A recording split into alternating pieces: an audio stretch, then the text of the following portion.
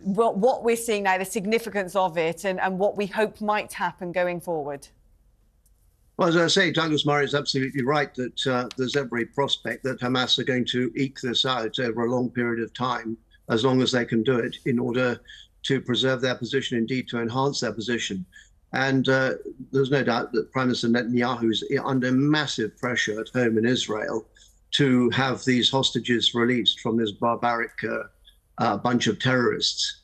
But at the same time, he wants to destroy that terrorist movement. Personally, I think that it is an impossible military objective. I do not believe that the Israelis are capable of destroying Hamas, because their shelling of Gaza has alienated many people around the world.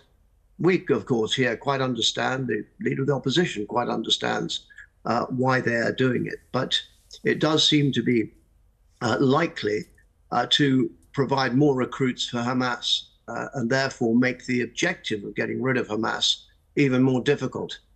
And if we do not know how many hostages there are. I mean, we just now heard in the last few minutes that there are apparently Thai hostages. That's the first I've heard it. Me too. So we do not know how many hostages there are. We do not know what condition they're in. We do not know how many of them have been murdered. How many may have been the casualties of the war that's been going on.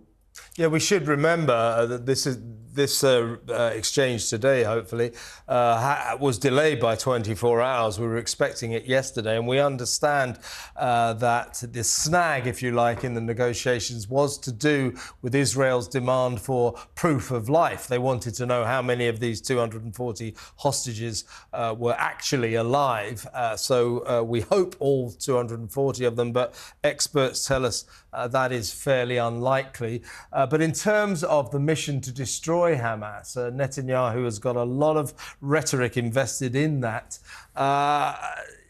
When these exchanges have been completed, possibly in 4 or 5 days, possibly in 9 days, we're not too sure, do you predict, Sir Gerald, a return to hostilities by Israel?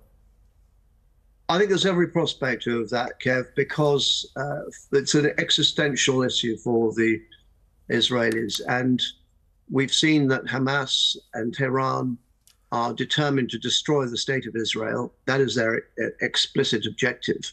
And therefore, the Israelis can never lower their guard. So Netanyahu and the Israeli government are under immense pressure from their own people to create the security, which has been so dramatically and tragically damaged by the attack on the 7th of October. I personally think that what needs to happen is that I think that the Israelis have got to stop building on other people's land. They've got to stop the settlement process, which I think has alienated a lot of people, a lot of Jewish people in this country, very unhappy with that policy. And there has to be now a real endeavor to create that two-state solution, because you've got to offer the other side something in return. And the idea that Hamas should be allowed to come back and govern in Gaza is for the birds. It won't be tolerated by Israel, and I don't think it's in our interests either. But as the Palestinian Authority under Mahmoud Abbas, are they capable? Are they interested in taking it over? There has to be something in it for them. That is the bottom line. But in the meantime, I think that the Israelis need to put pressure on Hamas. We need to put pressure on Tehran to put pressure on Hamas and on Qatar to make sure that this process of hostage exchange is done as speedily as possible. Because if it's dragged out, as the former National Security Advisor of the United States, John Bolton, was saying just the day before yesterday, the risk is that we will just prolong this and give Hamas an opportunity to regroup, rebuild, rearm, and attack Israel again. Because let's be absolutely clear, it is Hamas responsible for this tragedy. It is Hamas who have behaved in the most brutal, evil fashion possible. They are the culprits. They are the authors of this, and they have to be removed. It's interesting Tehran has not sided with them publicly. We don't know what they've done privately, but they haven't sided with them publicly. But maybe the deployment of two U.S. battleship aircraft carrier groups has helped. Yeah, I mean, it's interesting you say that. A lot of people in Israel are suggesting that this deal is a heavy price to pay with the release of up to 150 prisoners from Palestine. Many, they say, are women and adolescent boys.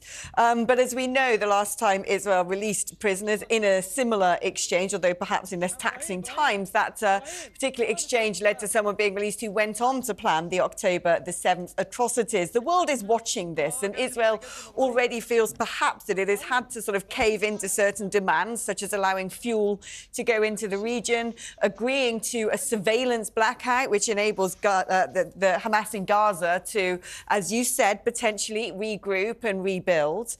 And yet it must be stinging indeed for the Israelis to see that the captives who have come out are Thai and not Israeli. So where on earth would we go from here in terms of this being eked out and Israel making a very tough decision between getting those hostages freed and enabling Hamas essentially to use them as bargaining chips, to buy more time, to get more weaponry and to relaunch their offensive?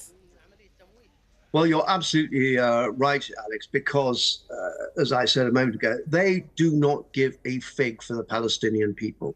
They have been using their own people as human shields. We have seen that they have actually had tunnels under the main hospital in Gaza City. These people are just completely and utterly beyond the pale. They will do whatever is necessary. And unfortunately, the Palestinian people have been the pawns in this brutal game by their fellow Arabs in Hamas. And I do feel for the Israelis. I think that this stems in part from a very serious failure of intelligence, which led to the attack on the 7th of October. And I recognize that you're absolutely right, that the arrangement seems grossly unfair, with literally hundreds of Palestinians detained in Israel being released in exchange for a few hostages in Gaza. And again, we do not know the condition of those hostages, whereas we do know, because Israel is a democratic country, we do know how they're holding the people that they have in detention in Israel.